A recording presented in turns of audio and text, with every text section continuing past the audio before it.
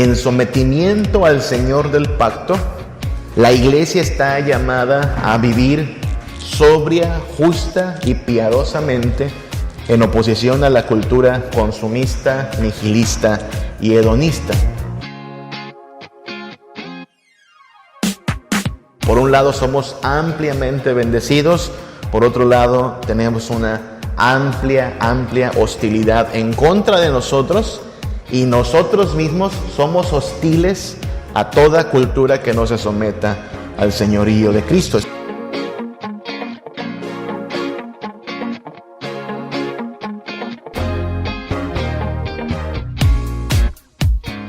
Hoy vamos a hablar de la tercera marca de la iglesia pactual, ¿no? Hemos partido del hecho de que la iglesia es el pueblo redimido de Dios, consagrado y congregado para reconocer su grandeza y misericordia como Señor del pacto. Dedicamos tiempo a establecer las conexiones que hay entre el concepto pacto, el concepto iglesia. No vemos distinción tajante y antitética entre Israel y la iglesia, sino que vemos continuidad entre ambos cuerpos. También hablamos ya de la marca número 1 de la iglesia, que es su naturaleza espiritual. No podemos fabricar iglesias, no podemos por nuestros propios recursos y medios decir voy a fundar una iglesia. Esto es obra del Espíritu Santo, porque es el Espíritu Santo el que reúne y perfecciona a los santos, y sin Él no es efectiva ni la palabra, ni el discipulado, ni la vida misma de la iglesia. Ayer hablábamos de el apego a las Escrituras. Este pueblo del pacto tiene en alta estima la palabra de Dios. De hecho, lo que es trascendental de el Dios del pacto es que este es un Dios que habla, y su palabra es verdad y tiene autoridad, y por eso nos sometemos a ella. Las Escrituras son la suprema, suficiente, necesaria y clara regla de fe y conducta para el pueblo del pacto. Hoy vamos a ver la tercera marca, que es la hostilidad cultural, ¿ok? Vamos a hablar de hostilidad cultural. Es decir, la iglesia está, digámoslo así, en pie de batalla. La iglesia está en pugna, en lucha contra la cultura de este mundo. Cito la pregunta número 63 del Catecismo Mayor de Westminster. ¿Cuáles son los privilegios especiales de la iglesia visible? Esa es la pregunta. O sea, ¿qué beneficios goza esta iglesia visible? Respuesta: la iglesia visible tiene el privilegio de estar bajo el gobierno y cuidado especial de Dios. Es un privilegio, es un honor servir a este Señor, de ser protegida y preservada en todos los tiempos. Esa es la promesa. No obstante la oposición de todos sus enemigos, de disfrutar de la comunión de los santos, los medios ordinarios de salvación y las ofertas de gracia hechas por, dice ahí, debe decir, por Cristo a todos los miembros de su iglesia por el ministerio del Evangelio, testificando que todos los que creen en Él serán salvos, excluyendo a todos los que no vienen a Él. ¿Sí? Básicamente habla de que estamos guardados, protegidos, seguros, amparados, salvos por Cristo. Quien no sea parte de este cuerpo y no venga a Cristo está excluido de la salvación. Pero hay que subrayar lo que está ahí en medio. No obstante la oposición de todos sus enemigos. Es decir, la iglesia, en tanto que Cristo viene y hace nuevas todas las cosas, es muy bendecida, pero al mismo tiempo está enfrentando oposición de sus adversarios. O sea, no está así facilito, ¿no? Por un lado somos ampliamente bendecidos, por otro lado tenemos una amplia hostilidad en contra de nosotros, y nosotros mismos somos hostiles a toda cultura que no se someta al señorío de Cristo. De eso estamos hablando cuando hablamos de hostilidad cultural. Que en sometimiento al Señor del pacto, la iglesia está llamada a vivir sobria, justa y piadosamente en oposición a la cultura consumista, nihilista y hedonista. Esos tres términos van a ser repetidos una y otra vez en esta sesión: sobria, justa y piadosamente. No son términos nuestros, sino de la misma palabra, ¿no? Tito, Pablo, cuando escribe a Tito, le habla en estos términos: que la gracia de Dios se ha manifestado para enseñarnos a vivir sobria, justa y piadosamente. Entonces hoy hablaremos de eso, de hostilidad cultural. Debo decir que aquí es donde está la principal marca, o una de las principales marcas de la iglesia en el mundo. Ustedes saben, hay un hombre llamado Richard Niebuhr, es muy famoso por el libro Cristo y Cultura, y el hombre lo que hace es exponer diferentes modelos en los cuales la iglesia ha tratado de interactuar con la cultura, ¿no? A veces arriba de la cultura, a veces debajo de la cultura, a veces en contra de la cultura. Y el modelo que se supone nos distingue a los reformados es la iglesia transformando a la cultura. Históricamente la iglesia reformada no es una iglesia aislacionista. No debiéramos tener esta concepción de aislarnos del mundo, ni para ser más santos, ni para protegernos más, sino todo lo contrario, ser agentes de cambio en el mundo. Y en esto parece que estamos un poquito solitos, porque la mayoría de las demás denominaciones, iglesias, formas de pensamiento de la iglesia tienden hacia el aislamiento o hacia una creación de subcultura, ¿no? Hacemos nuestro gueto, si saben que es un gueto, ¿verdad? Hacemos nuestro gueto, nos aislamos y en este gueto hacemos todas las cosas cristianamente, porque el mundo está muy mal. Entonces deja que el mundo se pierda y nosotros seguiremos a nuestro Dios. No, la iglesia, a la luz de las Escrituras, desde la concepción del pacto, tiene un llamado cultural, y eso es lo primero que vamos a considerar. El pueblo del pacto, la asamblea del pacto, debe entenderse como un pueblo que es agente cultural. Antes de avanzar, tenemos que recordar que cuando hablamos de cultura, no hablamos precisamente de educación superior, universidades, arte, arquitectura, bellas artes, no. Cultura son costumbres, ¿ok? Estudiar la cultura maya es estudiar las costumbres de los mayas. Estudiar la cultura azteca es estudiar las costumbres de los aztecas. Por cierto, cada uno de nosotros fue criado en un hogar con una determinada cultura, ¿sí? Lo que hacían en tu casa, cómo comían, a qué hora, cómo visten, cómo te enseñaron a hablar, eso es cultura.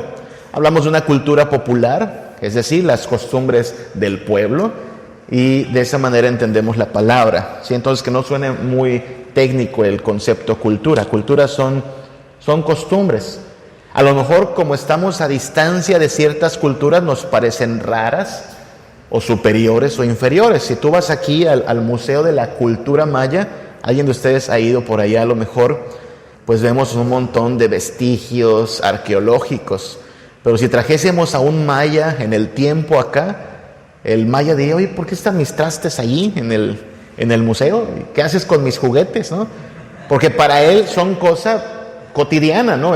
Ahí cocía sus frijoles, ¿no? Con esos juguetes jugaba su hijo, con esos instrumentos hacía música. Es su cultura, sus costumbres. A nosotros nos parece raro y algunos ven la cultura como superior o inferior desde su punto de vista. Pero como veremos hoy, la cultura no se ha de evaluar desde el punto de vista del humano, sino desde el punto de vista de Dios, las costumbres que hacemos.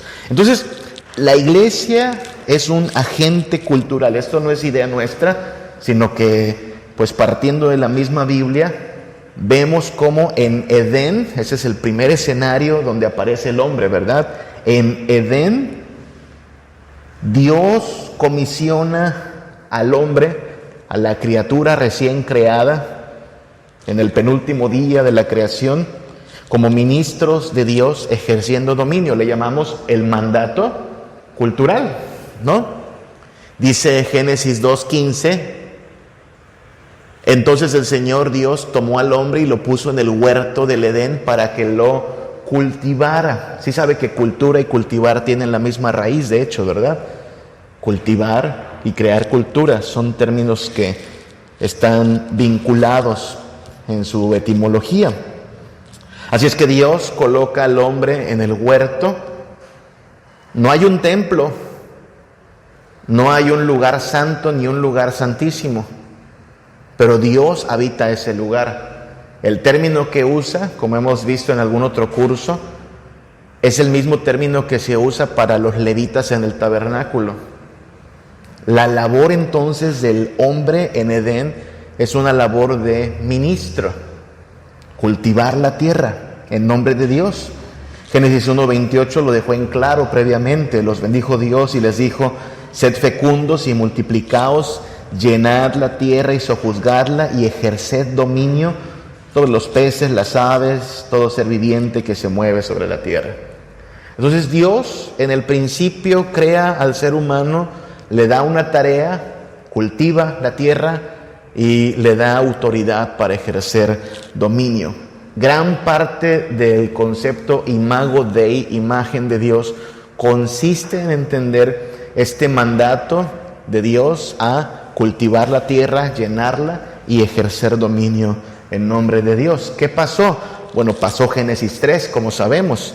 El hombre cae, no pierde la imagen de Dios, pero la imagen de Dios queda corrompida, dañada, opacada. El hombre sigue ejerciendo dominio, el hombre sigue creando cultura, pero ahora su cultura es contraria a la voluntad de Dios. Es una cultura centrada en sí mismo, una cultura de rebelión. Lo vemos porque tan pronto pueden, su primer gran proyecto de ingeniería es construirse una torre en honor ¿a quién?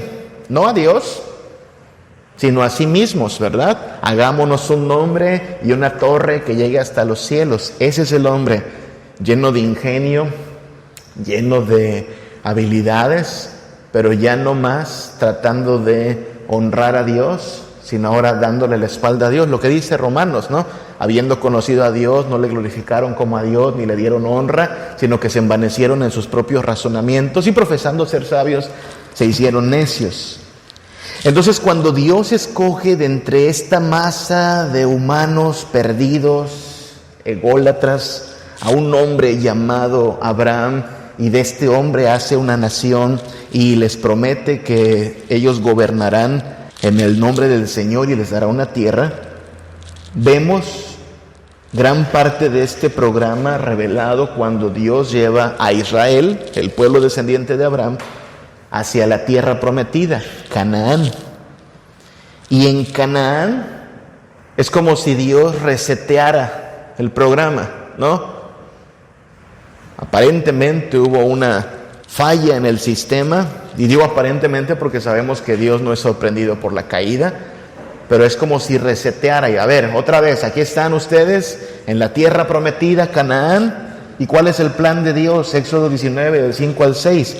Ahora, pues, si diereis oído a mi voz, ¿se dan cuenta otra vez la idea del Dios que habla? Mi voz, y guardareis mi pacto, vosotros seréis mi especial tesoro sobre todos los pueblos, porque mía es toda la tierra, y vosotros me seréis un reino de sacerdotes. ¿Qué era el hombre en Edén? Un ministro con autoridad, cultivando la tierra y ejerciendo dominio. ¿Qué va a ser Israel en Canaán?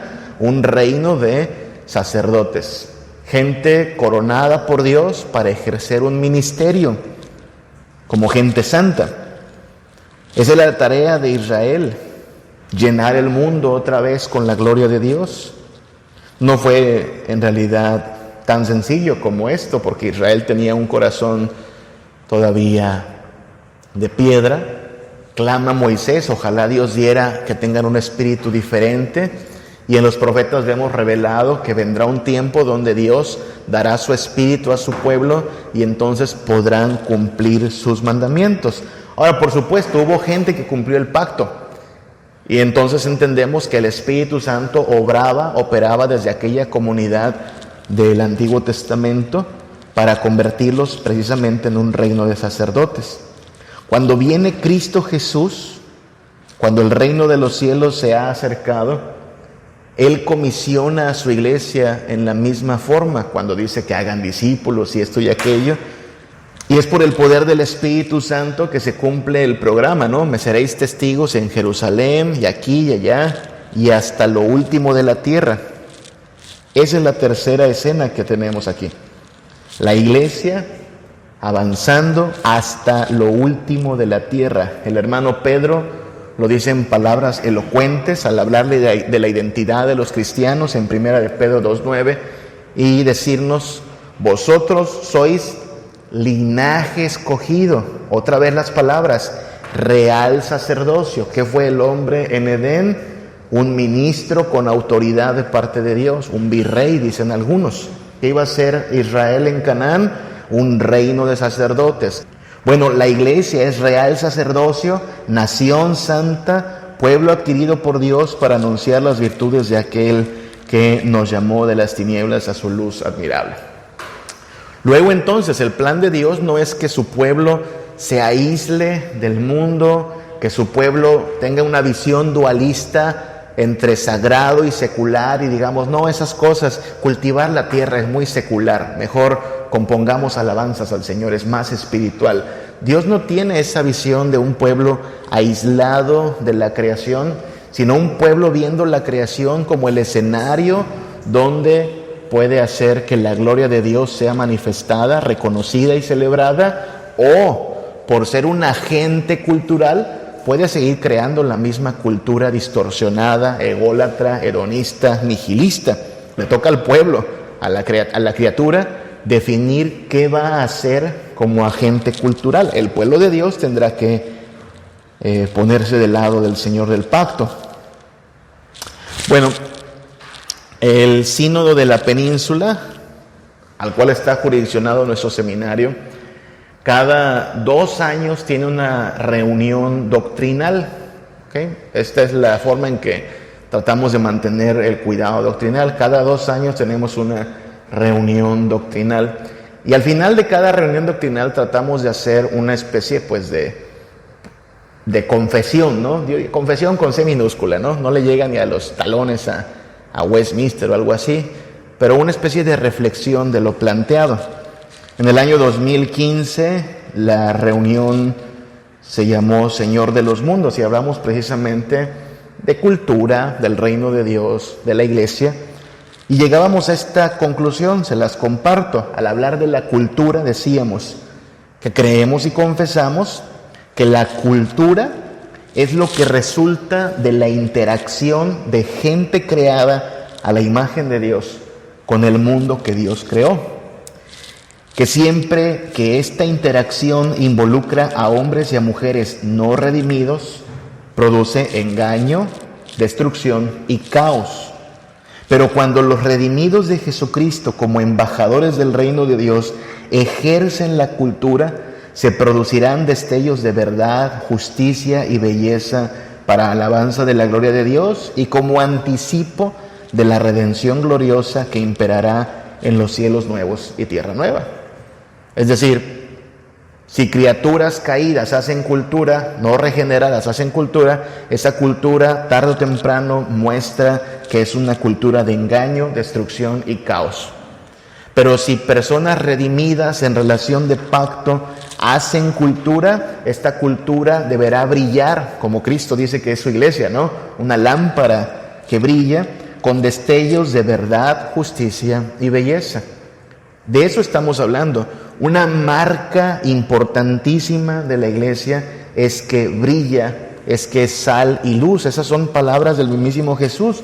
Pero puesto que brilla en las tinieblas, puesto que es santa en medio de una generación perversa, va a experimentar hostilidad. Y eso es lo que vamos a decir a continuación. Tenemos que hablar de la hostilidad cultural del pueblo de Dios. Estamos en batalla, estamos en guerra. Claro, no concebimos la guerra santa como la conciben los musulmanes, ¿no? Que es básicamente armarnos de explosivos y tratar de impactar así al mundo. No, no es lo que hacemos, pero sí creemos en una guerra santa en el ámbito cultural. Si el reino de Dios se ha acercado aquí a la tierra, luego entonces estamos en el proceso de reclamar todos los rincones de esta tierra bajo el dominio de nuestro Señor. En sometimiento al Señor del pacto, la iglesia está llamada a vivir sobria, justa y piadosamente en oposición a la cultura consumista, nihilista y hedonista. Cuando pienso en tu amor tan bello y te veo a ti en santidad y tu divinidad excede las riquezas de este mundo. Cuando te siento en mi corazón, cuando me llamas con tu amor, cuando todo está